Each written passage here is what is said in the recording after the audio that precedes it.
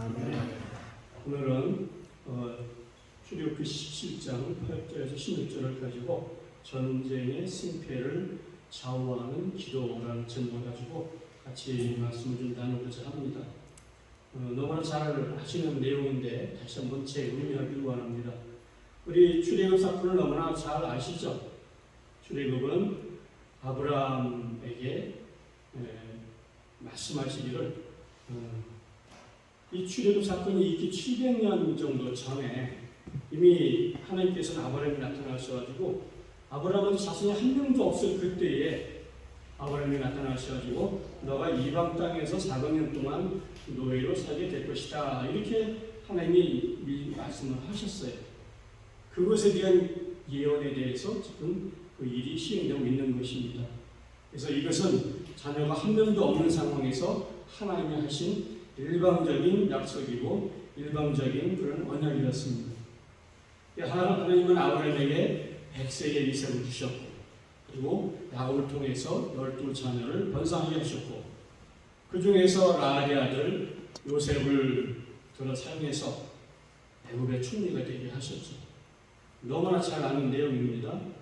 그런데 하나님이 야곱의 자녀 12지파를 그의 가족 70명을 애굽으로 이주하게 하셔서 그곳에서 큰 백성을 이루게 하셨습니다. 아멘. 그런데 그것이 애굽의 바로 왕에게는 근심거리가 되었어요. 너무나 많은 속도로 빠른 속도로 너무나 백성이 번성을 하니까 이게 혹시 우리나라에 나중에 해가 되지 않을까? 우리나라를 오히려 이 백성들이 잡아먹지 않을까? 그런 걱정을 하게 된 것입니다. 그래서 우리가 잘 아는 애굽의 백성들을 그 번성한 걸 억제하기 위해서, 제어하기 위해서 산파를 통해서 아이들을 태어나자마자 죽게 만들고, 그 다음에 그 아이들을 나중에 안 되니까 지금 강물에 다 죽게 만들고 그런 일이 있었습니다. 이렇게 온갖 방법으로 이스라엘 백성들은 애굽에서 학대를 받게 되었고 노예로 부림을 받게 되었습니다. 그래서 그 오랜 세월 동안 700년 그 이상을 하나님은 눈동자같이 이스라엘 백성들을 지켜보고 계셨고 그들이 부르짖는 그런 고통과 고난도 다 듣고 계셨어요. 그래서 하나님은 이방 나라 애굽에서 아브라함에게 약속하신 것처럼 자손을 하늘의 별과 같이 바닷가의 모래알같이 그렇게 번성시켜 주시고 큰 국가를 이룰 만큼 그 백성들을 부흥시켜 주셨습니다. 그러고 나서 이제 때가 되니까 이제는 그 백성들을 다시 애굽에서 꺼내내줄 때가 된 것입니다. 그래서 꺼내내기 위해서 모세라는 지도자를 통해서 10가지 재앙을 시행하게 하신 것이죠. 그래서 10가지 재앙을 통해서 하나님이 원하셨던 것은 무엇이냐? 애굽 사람들한테 내가 하나님임을 알게 하리라. 아멘. 하나님의 존재를 그때인지 나타내기 위했던 것이죠. 그리고 하나님이 얼마나 전지전능하신 분이신가를 보여주기를 바라셨던 것입니다. 아멘. 그래서 애굽을 떠난 이스라엘 백성들을 하나님께서는 믿음의 조상 아브라함 때부터 약속하신 젖과 꿀이 흐르는 가나안 땅으로 이끌어 가시는 여정을 이제 시작하신 것입니다. 그런데 이스라엘 백성에게는 큰 약점이 있었어요. 그것은 바로 뭐냐? 그들의 노예 근성과 열등감이었어요. 애굽에서 억압과 핍박을 그렇게 400년 이상을 받다 보니까 노예 생활을 살다 보니까 그들 마음속에는 이미 벌써 노예 근성이 임박해 있었습니다. 그래서 히브리인의 자존감, 하나님의 선택된 자녀라고 하는 그런 건 다 잊어버린 지 오래되고 이미 노예로 살면서 그저 불평불만하는 것이 몸에 배어 있었습니다. 그래서 이스라엘 백성들은 출애굽하기 전에 이미 벌써 하나님이 10가지 재앙을 이스라엘 백성들이 목전에서 그들에게 이스라엘 백성들에게는 기사와 이적이죠. 애굽 백성들에게는 재앙이지만 그런 이스라엘 백성들 앞에서 10가지 기사와 이적을 목전에서 보여주셨습니다. 그리고 출애굽 후에도 이스라엘 백성과 동행하시면서 많은 기사와 이적을 그들의 목전에서 노통해서 드린 게 아니라 그들이 바로 눈 앞에서 보게끔 다 행하셨습니다. 너무나 잘 알는 사건이죠. 홍해를 가르는 사건, 그리고 마라의 쓴물을 달게 만들었던 사건, 반석에서 물을 내어주셨고 먹이 떨어지니까 하늘에서 만나를 40년간 내려주셨고, 그 다음에 그들이 광야를 지날 때에 더울 사라 구름 기둥으로, 추울 사라 불 기둥으로 그들을 보이셨습니다. 이게 수없이 많은 하나님의 기사의 종을 목전에서 보았음에도 불구하고 그들은 하나님의 베푸신 은혜에 감사하기보다는 늘 불평과 불만을 쏟아내었습니다. 이렇게 우리 몸에 임박해 있는 그 습성은 쉽게 바뀌어질 수가 없습니다. 하나님은 이런 모습의 이스라엘 백성들을 완전히 개조시키기 위해서 광야 40년을 지나게 하셨을 겁니다. 저런 모습으로는 내 백성이 될 수가 없어. 그렇게 생각하셨던 것이죠. 이스라엘 백성들은 이렇게 광야를 지금 지나고 있습니다. 이스라엘 백성들이 이제 신 광야를 지나서 리비딤에 이르렀을 때에도 또다시 불평불만합니다. 물이 없다고, 목이 마르다고. 물론 그러면 충분히 이해가 됩니다. 이스라엘 그 땅이 낮에는 섭씨 50도까지 올라가는 우리나라의 사람으로서는 상상도 못할 만큼 그러한 아주 그 더위가 대단하죠. 우리는 찾기 힘듭니다. 이스라엘 백성들과 광야를 함께 가시는 하나님께서는 그렇게 원망하거나 불평하지 않아도 그냥 해주시겠습니까? 라고 요청만 해도 하나님은 들어주시는 하나님이신데 그들은 습관대로 불평, 불만을 쏟아내고 있었습니다. 그런 내용이 우리가 조금 전에 읽던 8절부터 16절 그 전에 1절부터 3절까지 그런 내용이 들어있습니다. 제가 한번 읽겠습니다. 백성이 모세와 다투어 이르되 우리에게 물을 주어 마시게 하라. 모세가 그들에게 이르되 너희가 어찌하여 나와 다투느냐? 너희가 어찌하여 여호와를 시험하느냐? 거기서 백성이 목이 말라 물을 찾으매 그들이 모세에게 대하여 원망을 이르되 당신이 어찌하여 우리를 애굽에서 인도해 내어서 우리와 우리 자녀와 우리 가축이 목마르 죽게 하느냐? 이런 상황 속에서 아말렉이 이스라엘 백성들의 행위를 쳐들어오는 것입니다. 그래서 오늘 첫 8절에 한번 읽어보겠습니다. 그때에 아말렉이 와서 이스라엘과 리비딤에서 싸웁니다. 네. 아말렉과의 전투는 출애굽에서 하나님이 주시기로 약속한 가나안 땅을 향해 나가는 그런 이스라엘 백성들 그 앞에서 이루어진 그런 전투입니다. 미래를 향하여 나가는 이스라엘 백성들의 여정을 가로막고 있는 그런 대적 행위였습니다. 아말렉 족속은 에돔의 후손이면서도 그들은 그 집단으로부터 인정받지 못하고 이리저리 떠돌아다니면서 불적에 거졌던 그런 민족이었습니다. 아말렉의 뜻은 피를 핥다 또는 갑자기 튀어나와서 공격하다, 습격하는 것이죠. 이런 뜻을 가지고 있습니다. 아말렉 족속은 이스라엘에게는 그런 불청객과 같은 골치 아픈 존재였습니다. 산적처럼 게릴라처럼 숨어 있다가 기습하는 전투에 능한 족속이었습니다. 우리는 매스컴을 통해서 미디어를 통해서 우리는 텔레비에서 동물의 왕국 같은 그런 내용을 많이 봅니다. 그런 걸 보게 되면 사자가 강자가 약자를 어떻게 공격하는지, 어떻게 잡아먹고 사는지, 어떻게 생존하는지 그런 것을 우리는 잘 볼 수 있습니다. 그리고 그걸 보게 되면 늘상 공격하는 방법은 똑같아요. 주변에 숨어 있다가 뒤에 처지거나 그 무리로부터 분리되어 나온 그놈을 바로 공격합니다. 쏜사같이 달려가서 목을 물어서 그냥 쓰러뜨리죠. 그런데 같이 때를 지어 다니는 그 속에 들어있으면 감히 공격하지 못합니다.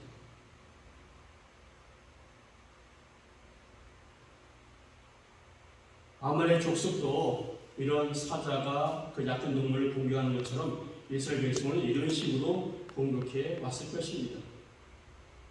모세가 이스라엘 백성들을 이끌고 광야를 지나왔지만 모세가 제리오인의 가나안에서 입성하지 못하고 죽기 전에 이스라엘 백성을 상대로 연설한 내용 중에 신명기 25장 17절에 19절에 그런 내용이 들어 있습니다. 제가 한번 읽겠습니다. 너희는 애굽에서 나오는 길에 아말렉이 내게 한 것을 기억하라. 곧 그들이 너를 길에서 만나 내가 피곤할 때에 내 뒤에 떨어진 약한 자들을 쳤고 하나님을 두려워하지 아니하였느니라. 그럼 오늘 내 하나님 여호와께서 내게 기업으로 주어 차지하게 하시는 땅에서 내 하나님 여호와께서 사방에 있는 모든 적군으로부터 내가 안식을 주실 때에 너는 천하에서 아말렉에 대한 기억을 지어버리라. 너는 잊지 말지니라. 이미 이 당시에 그 이스라엘 백성들을 이끌고 광야를 지나왔던 그 내용을 회상을 하면서 아말렉의 그런 행동을 잊지 말라는 겁니다. 아말렉 족속이 어떻게 이스라엘 백성을 공격했는지 그렇게 설명하는 내용이죠. 이미 지나간 과거를 회상하는 내용입니다. 그리고 아말렉 족속은 하나님을 모르기 때문에 하나님을 두려워하지도 않는 그런 족속이라고 말을 하고 있습니다. 아멘. 그래서 아말렉 족속은 이스라엘 백성을 가나안으로 인도하시는 일이 하나님이 하시는 일인지도 몰랐죠. 그리고 하나님이 어떤 존재인지도 몰랐기 때문에 하나님 앞에 감히 대적하고 하나님의 일을 방해했던 것입니다. 그래서 하나님은 모세에게 아말렉을 진멸하라고 명령하셨고 기록하고 있습니다. 우리는 아말렉의 이런 공격 행위를 어떻게 해석을 해야 될까요? 아말렉에 대해서 어떤 의미를 부여해야 될까요? 아말렉은 하나님의 계획과 하나님의 일을 방해하는 악의 세력입니다. 지금 하나님께서 이스라엘 백성을 동행하면서 그런 광야를 지나가고 있는데 가나안 땅으로 가는 하나님의 여정을 아말렉이 지금 방해하고 있는 것입니다. 이렇게 아말렉은 하나님의 일을 방해하는 사탄마귀 같은 악의 세력을 의미합니다. 그리고 사탄마귀 같은 그런 악의 세력들은 항상 우리를 전체 무리에서 떨어져 나온 약한 자를 공격하는 것 똑같습니다. 사자가 먹잇감을 공격하는 방법과 너무나도 흡사합니다. 그래서 전체 무리와 분리시킨 후에 공격을 하죠. 사탄마귀도 이렇게 여러분과 저의 약한 곳을 공격을 합니다. 그래서 여러분, 우리 사탄마귀한테 공격당하지 않으려면 하나님께 바싹 붙어 있어야 합니다. 아멘. 그리고 여러분이 다니시는 교회에 바싹 붙어 있으시길 바랍니다. 아멘. 그리고 그 안에서 영적 공동체에 머물러 계시기를 바랍니다. 아멘. 그리고 여러분이 사탄이 노리는 그런 자리에 있지 않기를 바라고 아멘. 사탄이 노리는 대상이 되지 않기를 바랍니다. 아멘. 이런 믿음을 행진하는 저와 여러분들은 절대로 믿음의 대열에서 이탈하거나 나가지 말아야 됩니다. 아멘. 아말렉이 이스라엘을 공격했다는 것은 단순히 민족과 민족의 전쟁으로 끝나는 것이 아닙니다. 그런 의미로 한정되는 것이 아니라는 얘기입니다. 아멘. 어둠의 세력과 하나님의 백성과의 영적 전쟁을 말하는 것입니다. 사탄마귀는 하나님의 자녀인 여러분들을 주 공격 대상으로 삼고 있습니다. 세상 사람들은 사탄마귀의 공격 대상이 절대 될 수가 없습니다. 이미 내 부하이고 내 휘하에 있기 때문에 건드릴 필요가 없는 거죠. 우리와 같이 하나님의 언약을 믿고 그 다음에 하나님의 언약을 가슴에 품고 하나님의 나라를 위해서 하나님의 땅을 위해서 나가는 그런 사람들이기 때문에 사탄은 그것을 나가지 못하도록 우리를 공격하는 것입니다. 하나님이 주신 언약과 말씀을 믿고 나가는 성도들을 바로 막는 것은 사탄이고 사탄과의 싸우는 그것은 우리에게는 영적 전쟁이라는 것입니다. 그래서 하나님의 나라, 하나님의 언약, 축복의 통로를 향하여 전진하는 것은 사탄이 아주 싫어하죠. 사탄이 누리는 것은 무엇일까요? 사탄은 이렇게 우리가 영적 전쟁을 잘 치르는 걸 바라는 것이 아니라 영적 전쟁을 포기하고 주저앉는 것을 바랍니다. 영어로 말하면 영적 전쟁에서 우리가 승리하기 위해서는 절대 포기하지 말아야 하고 하나님 앞에 바싹 붙어 있어야만 된다는 것입니다. 아멘. 사탄은 전쟁이 하나님께 속했던 것을 너무나 잘 알고 있어요. 그리고 이 영적 전쟁에서 결코 승리할 수 없다는 것도 이미 알고 있습니다.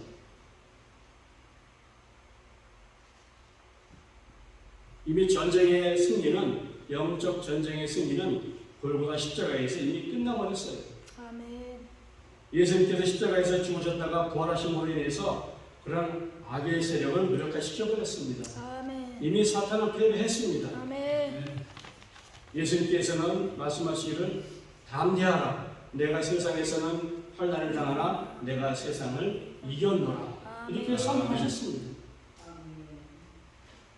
사탄은 끝까지 가면 결코 이길 수 없다는 사실을 너무나 잘 알고 있죠. 그래서 사탄이 원하는 유일한 것은 하나님의 자녀들이 지쳐서 포기하게 만드는 것입니다.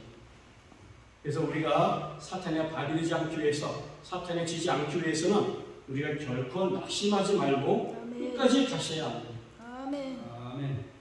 우리가 8절을 보면은 사탄마귀의 활동 방식을 알 수가 있습니다. 사탄마귀가 언제 쳐들어옵니까? 8절 맨 앞에 그때에 이렇게 말하고 있습니다. 그때가 언제입니까? 이스라엘 백성들이 원망, 불평, 불만을 막 토로할 때, 내 마음속에 있는 쓴소리를 막 낼 때, 그때라는 것입니다. 우리가 즐겁고 칭찬하고 사랑하고 서로가 사이가 좋은 그런 관계에서는 사탄이 들어올 여지가 없습니다. 우리가 주님을 위해 감사하지 아니하고 사소한 일에 원망 불평하고 부정적인 얘기를 쏟아낼 때, 그때에 마귀가 공격해 오는 거죠. 우리의 삶에 절대감사가 없고 시기 질투가 많고 쉽게 원망하고, 그러면 그것이 바로 사탄 마귀의 공격의 시작점이 된다는 것입니다. 그렇기 때문에 하나님을 믿는 저와 여러분들은 늘 주님 안에서 은혜에 감사하고 긍정적인 마음자세를 가지고 살아질 줄 믿습니다. 두 번째로 사탄 마귀는 누구에게 쳐들어옵니까? 하나님의 백성인 성도에게 쳐들어옵니다. 자기 휘하에 있는 사람은 세상 사람들은 건들지 않습니다. 건드릴 필요가 없죠. 이미 자기의 발이고 자기의 말을 잘 들으니까. 근데 신앙생활을 하긴 하는데 세상 일에 피곤하고 지쳐서 열심히 되지 못하고 길을 쳐진 사람들, 이런 사람들을 공격하겠죠. 성도가 영적으로 해이해지고 나이랬을 때 마귀는 공격해 옵니다. 사소한 일에 시험을 들었을 때 마귀는 공격해 옵니다. 우리가 마음속으로 서운한 마음을 표현만 해도 그 속으로 타고 들어옵니다. 마귀는 우리를 너무나 잘 알고 있습니다. 성도가 성령 충만하면, 기쁨이 넘치면 우리 주위를 맴돌긴 하지만 공격하지는 못합니다.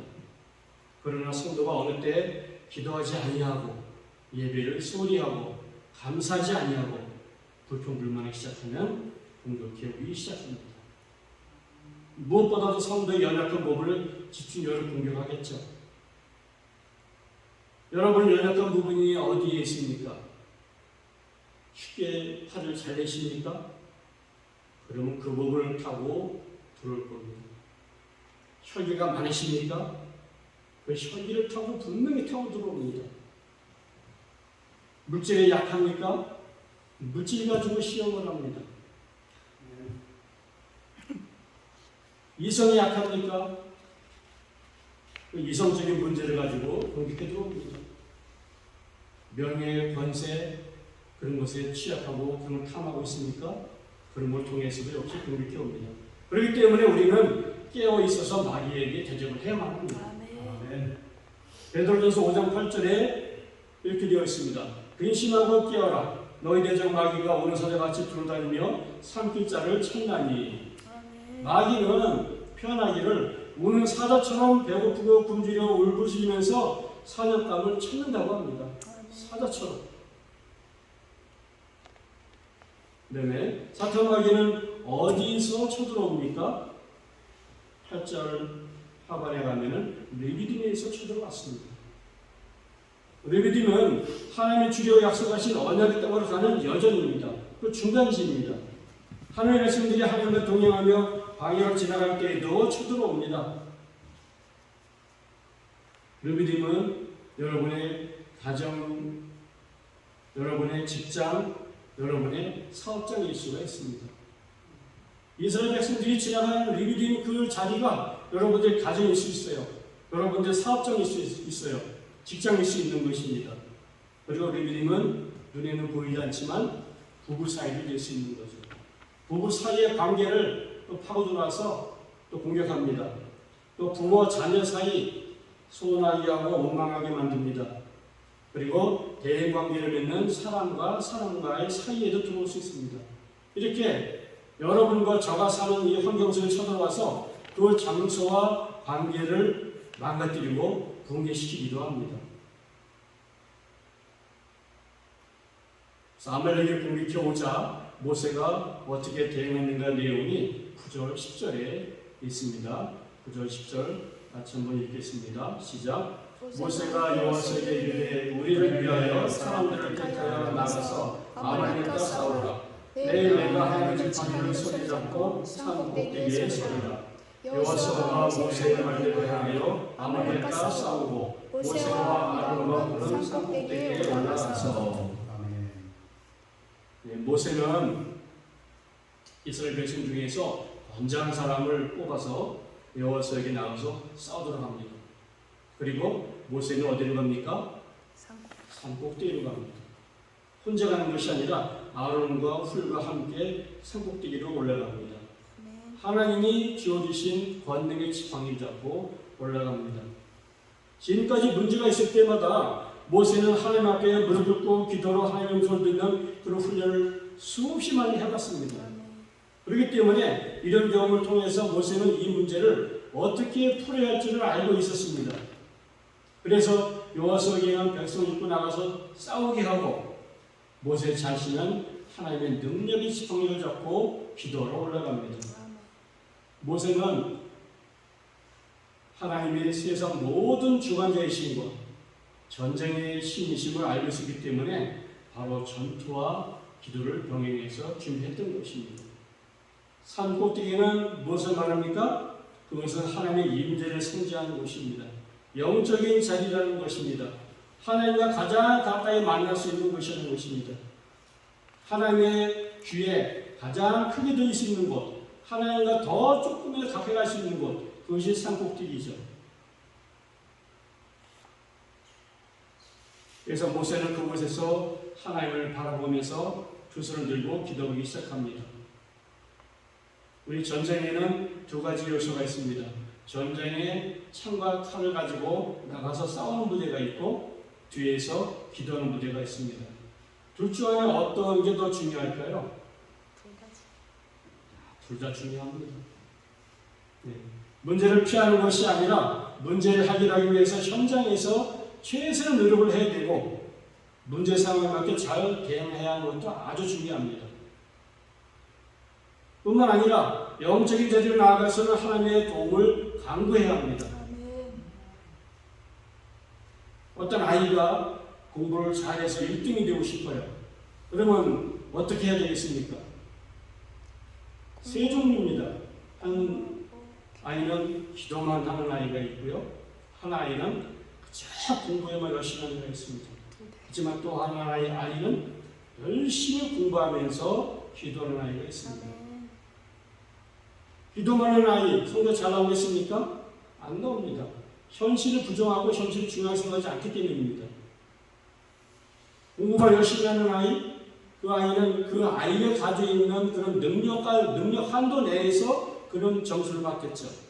그렇지만 기도하고 공부하는 아이는 열심히 현실에서는 공부하지만 내가 설마 조금이라도 부족한 게 있다면 그걸 채워달라고 하나님께 기도를 하기 때문에 공부하면서 기도하는 아이는 분명히 기도할 수밖에 없습니다. 우리가 하나님과 고통이 있을 때 기도의 자리로 반드시 우리는 나가야만 합니다. 산꼭대기는 여러분의 교회가 될 수가 있고 여러분의 기대의 골방일 수도 있습니다. 영적인 자리로 나아가라는 것입니다. 아멘.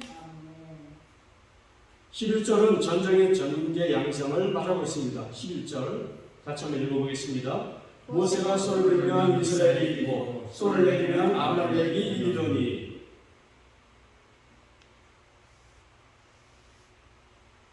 이기고 지고 하는 것이 전쟁이지만은 이 전쟁의 특색은 좀 특별한 데 있습니다. 이스라엘 백성들의 구성원을 보면은 그 사람들은 전쟁하고는 전혀 관련이 없는 우합지졸들입니다.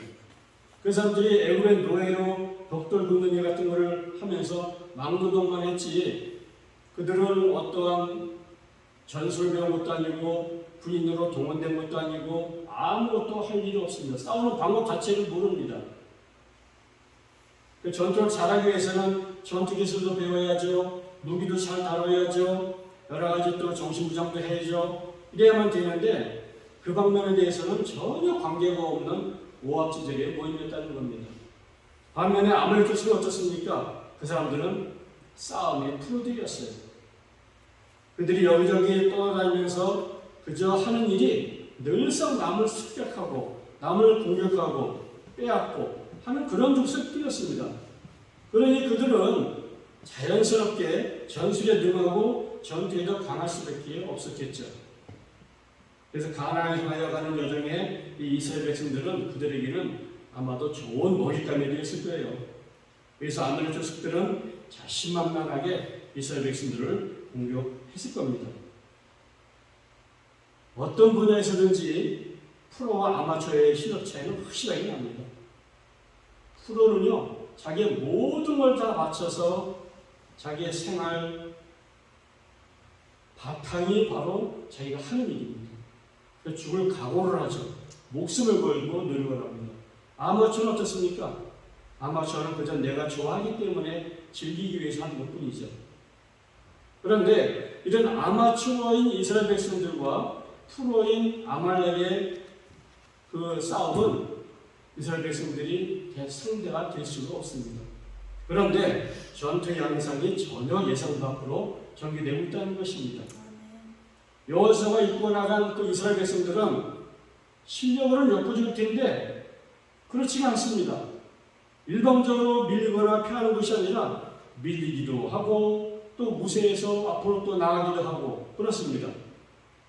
이런 전투의 양상이 여호와의 손에 달려있는 것이 아니라 저 산 정상에서 기도하고 있는 모세의 팔에 달려 있었다는 것입니다. 네. 여러분, 이것이 우리에게 주는 메시지가 무엇일까요?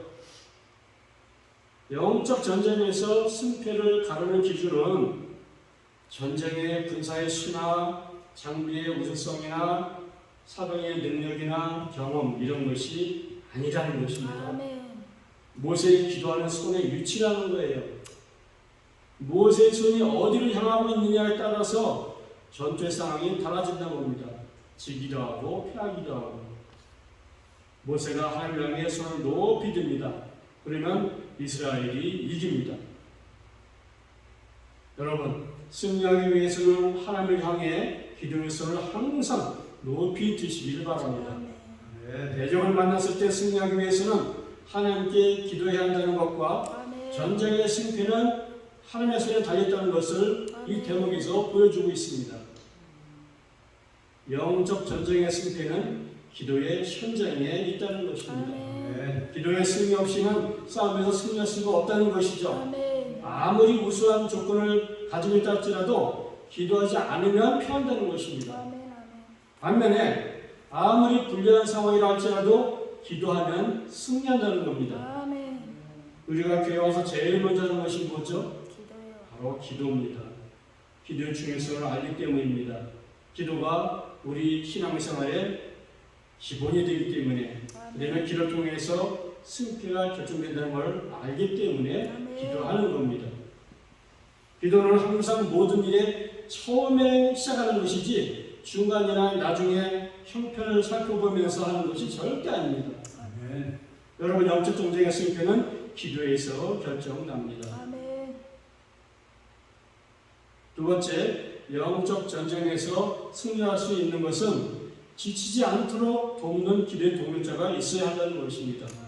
그 내용이 12절 13절에 나와 있습니다. 같이 한번 읽겠습니다. 모세의 팔이 피곤하매 그들이 돌을 가져다가 모세의 아래에 놓고 그가 그 위에 앉게 하고 아론과 우리 한 사람은 이쪽에서 한 사람은 저쪽에서 모세의 손을 들어 올렸더니 그 손이 해가 지도록 내려오지 아니한지라.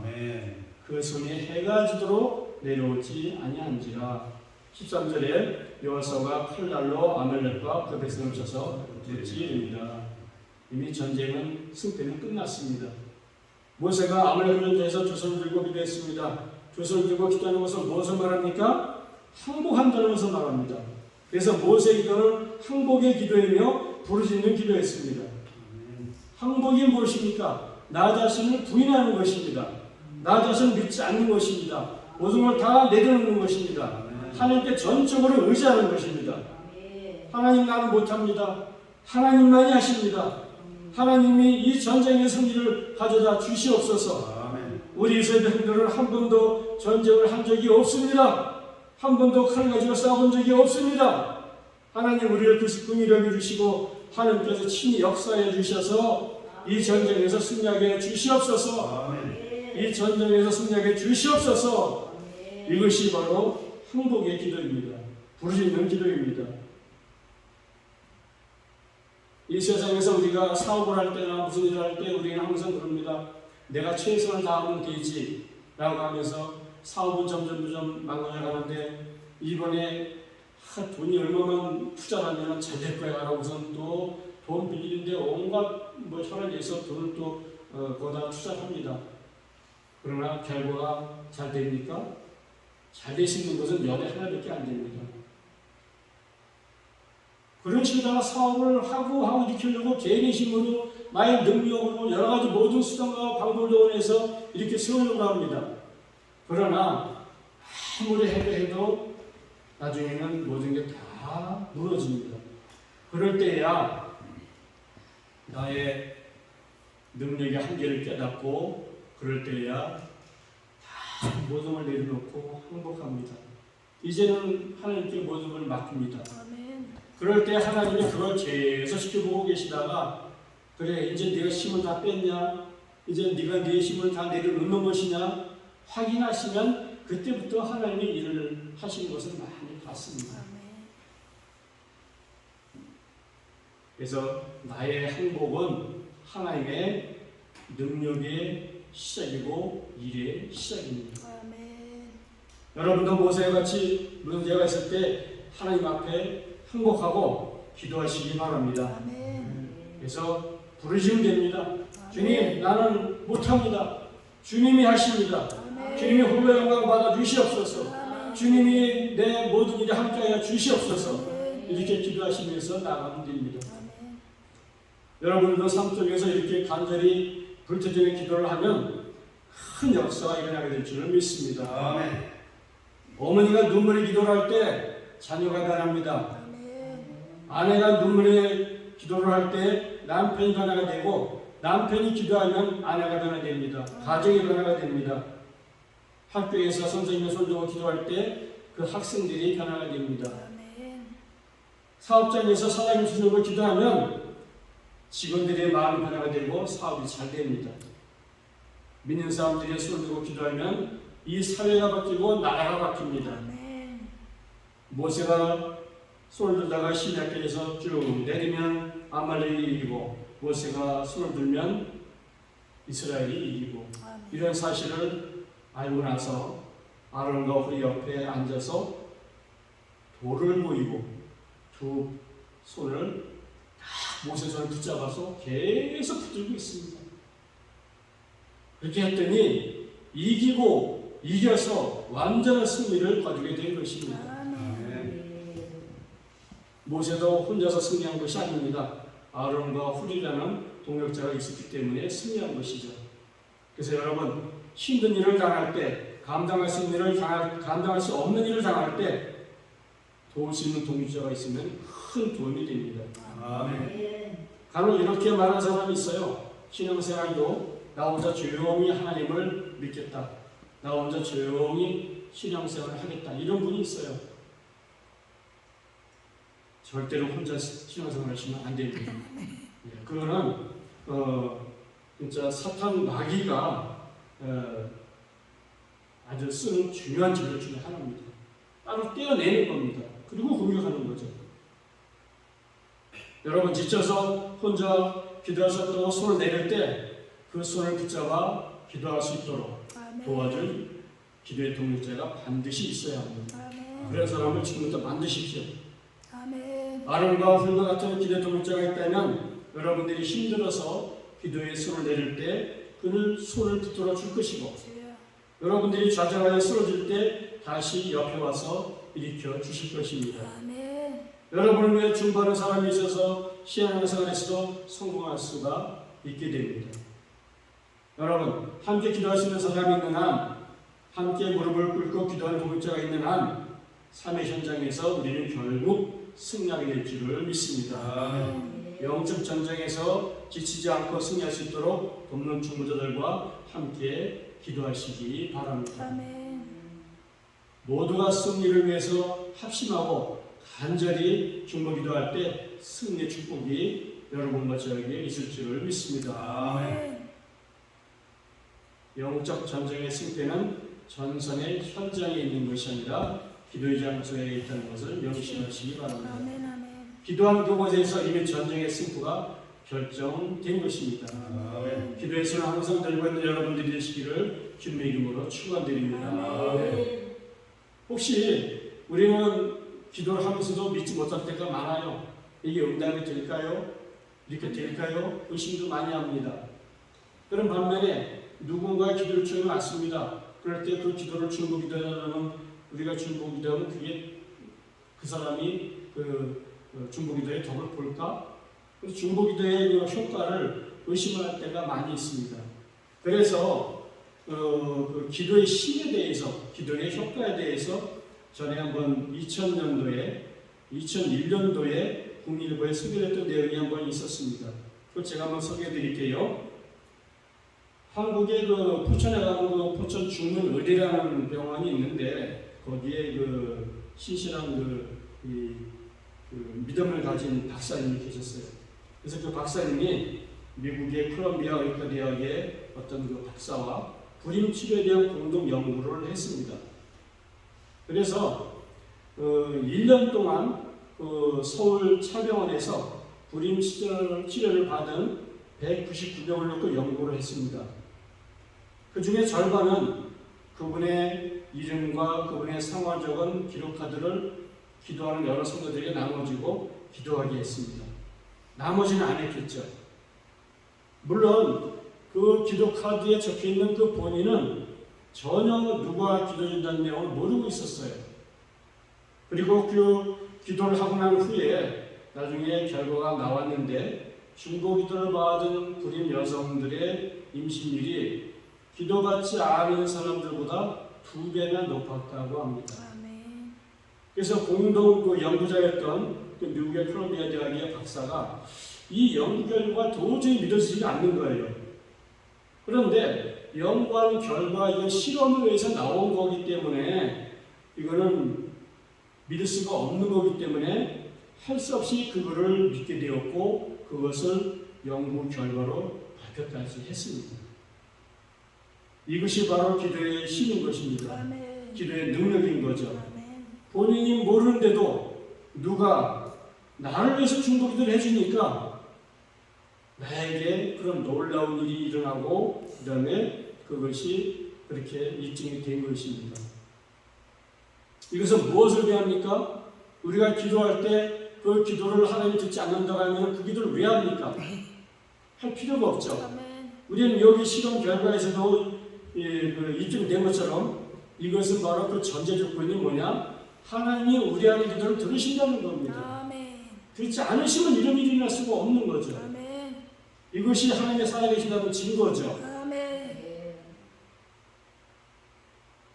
그리고 우리는 기도할 때 전쟁에서 승리해 주신 하나님에 대한 내용이 14절, 15절에 나와 있습니다. 14절, 15절 한번 같이 읽겠습니다. 시작. 여호와께서 모세에게 이르시되 이것을 책에 기록하여 기념하게 하고 여호수아의 귀에 외워두리라. 내가 아말렉을 없이 하여 천하에서 기억도 못하게 하리라. 모세가 제단을 쌓고 그 이름을 여호와 니시라 하고. 아멘. 하나님께서는 이 아말렉과의 전쟁을 기록해서 대대로 후세에 이 사실을 알리라고 하는 것입니다. 오합지졸인 이스라엘 백성들이 전쟁에 풀어들인 아말렉과 싸워서 이긴 것이 하나님의 작품임을 책에 기록해서 자손만대에 알리라는 것입니다. 아멘. 무슨 말입니까? 기도하면 하나님이 들으시고 아멘. 그것에 응답해 주신다 아멘. 하는 내용을 후세에 알리라는 겁니다. 아멘. 의심하지 말고 부정하지 말고 아멘. 알리라는 겁니다. 하나님께 기도했더니 하나님께서 전쟁에서 승리해 주셨다는 것을 알고 우리는 더 자만하지 말고 아멘. 내가 잘해서 된 게 아니라 아멘. 또 하나님의 덕입니다. 하나님의 은혜입니다. 그렇게 하라는 겁니다. 아멘. 그래서 하나님께서 말합니다. 너희가 나를 바라보고 나를 의지하고 기도하기만 하면 나는 너희를 위하여 계속 싸워줄 거야. 아멘. 그리고 반드시 승리하게 해줄 거야. 아멘. 그러니 너희는 이것을 책에 기록하고 네 후손 대대로 전해라. 이것이 하나님의 말씀입니다. 아멘. 여러분들이나 제가 잘나서 모든 게 잘 되는 것이 아니라 하나님의 은혜로 잘 아멘. 된 것이라고 고백하라는 것이죠. 아멘. 사업이 잘 돼도 하나님 감사합니다. 아멘. 아멘. 내가 건강해도 하나님 건강 주셔서 감사합니다. 아멘. 내가 어떤 일에 성공해도 하나님 나를 성공하게 해주셔서 감사합니다. 아멘. 감사하는 것입니다. 그래서 우리는 하나님의 은혜에 항상 감사해야 하고 이것을 우리 자손들에게 계속 하나님에 대해서 알리고 아멘. 그다음에 그 속에 들어오도록 이끌어줘야 한다는 것입니다. 아멘. 아멘. 이것이 바로 이스라엘 백성들의 생활 법칙 1호라는 것입니다.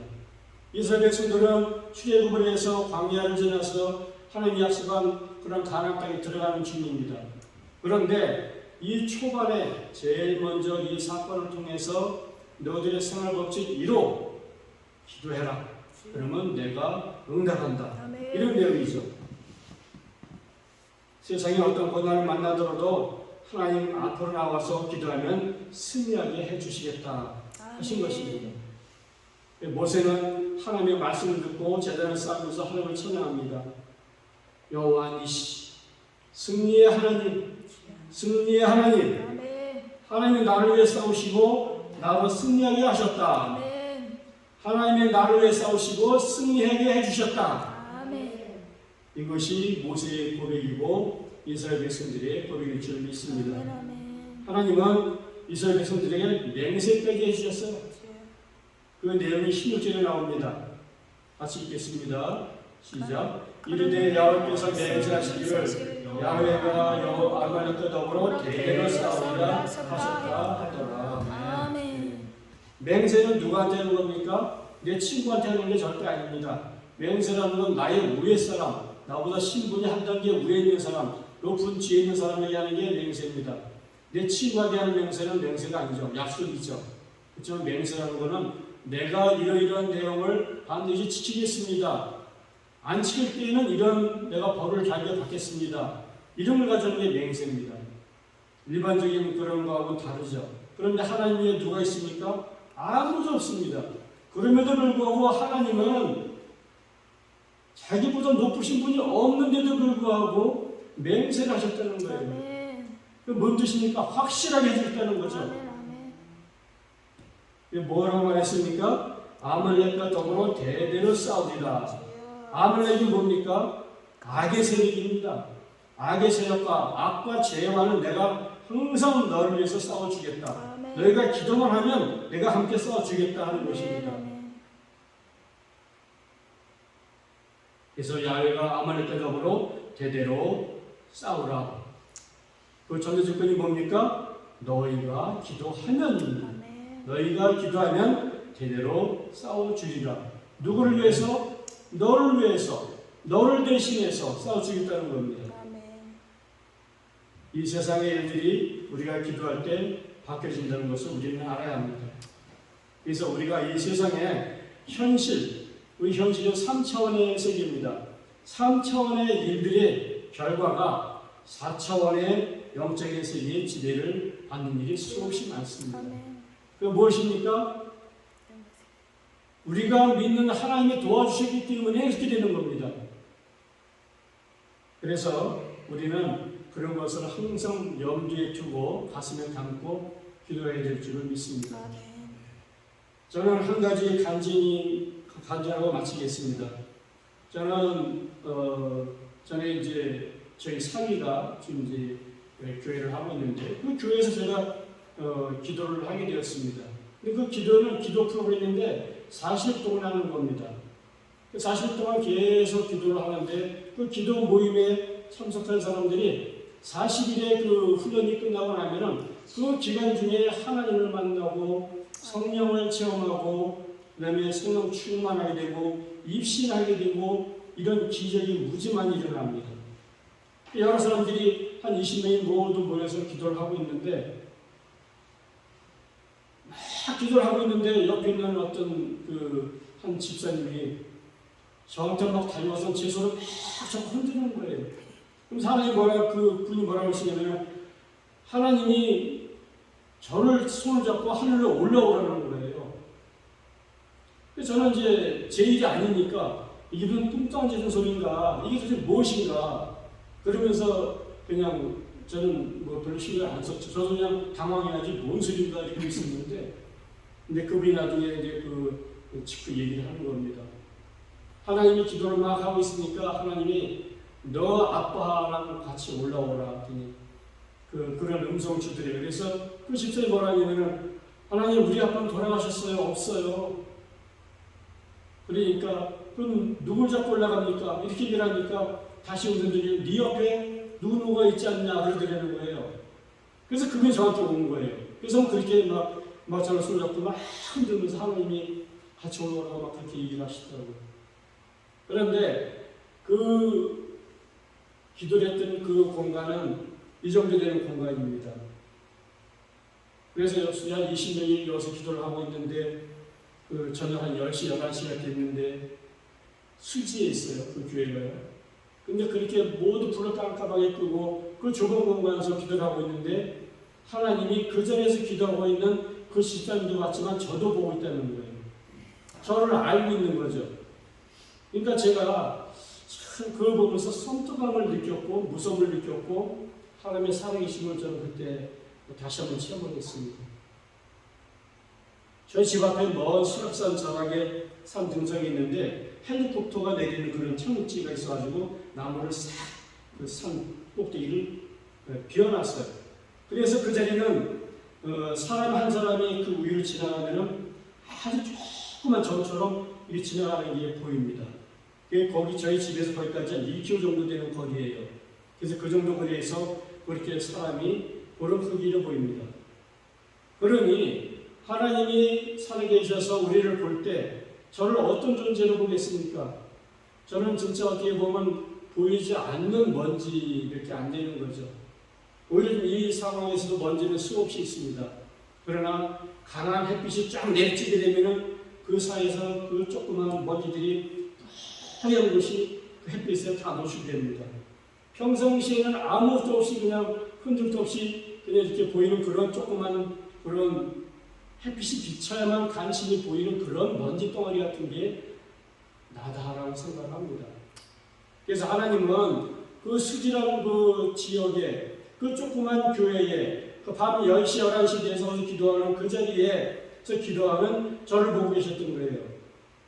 그러면서 그런 걸 이제 경험을 하면서 야, 우리가 행동을 똑바로 해야겠다.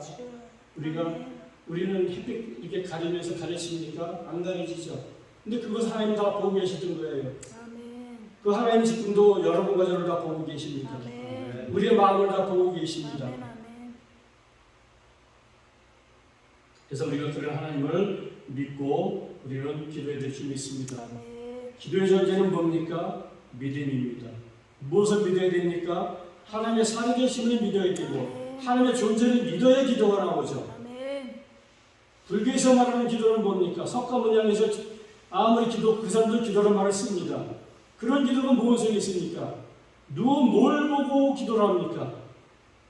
그렇지만 우리의 기도의 대상은 헛된 것이 아니라 살아계신 하나님입니다. 아멘. 그리고 살아계신 하나님의 그 권세와 능력을 우리는 믿어야 될 줄을 믿습니다. 아멘. 우리가 우리의 육신의 노력을 일하면 우리는 우리의 능력만큼 얻을 수 있죠. 내 능력의 한계 범위 내에서 얻을 수 있습니다. 그러나 우리가 하나님을 우리의 구원자로 믿고 기도하면 하나님이 우리를 대신해서 일해 주시고 그러면 하나님의 능력만큼 우리에게 부어주신다는 것입니다. 아멘. 그래서 우리가 할 일은 그저 하나님 앞에 기도하고 손을 드는 것뿐입니다. 아멘. 그래서 기도의 손을 들고 하나님께 나아가면 하나님께서 나를 위해 대신 싸워주신다는 것을 믿고 하나님 앞으로 당당히 나아가는 주님, 저와 여러분의 일을 주님의 이름으로 축원드립니다. 아멘. 아멘.